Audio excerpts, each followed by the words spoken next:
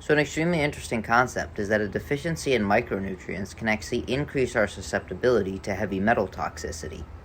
Heavy metals are both in our food and in our environment, and it's extremely difficult to actually avoid them. In terms of our diet, the most abundant foods in heavy metals are typically going to be large fish like tuna or sea bass. However, some heavy metals even sneak their way into some of our herbs and spices and even some of our fruits and vegetables.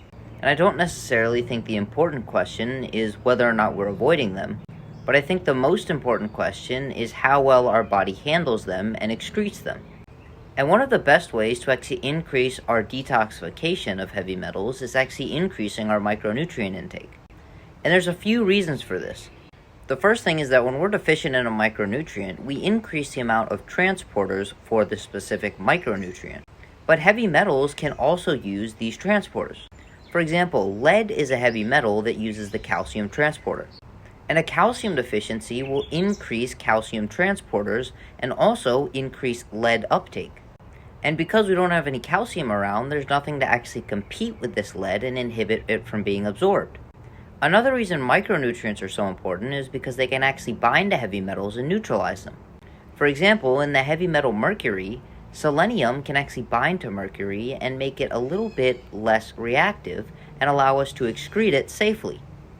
And finally, I'll keep on the topic of selenium because selenium is actually important for what are called selenoproteins. And these are simply just proteins that are dependent on selenium, one of them actually being the main antioxidant in our body called glutathione. And glutathione is actually responsible for safely getting rid of metals inside of the liver. But a deficiency in selenium will actually decrease our glutathione and decrease our ability to get rid of heavy metals. So even if we don't absorb them into our cells, they remain in circulation because we cannot get rid of them. And there's a myriad of other interactions, such as an iron deficiency increasing mercury uptake.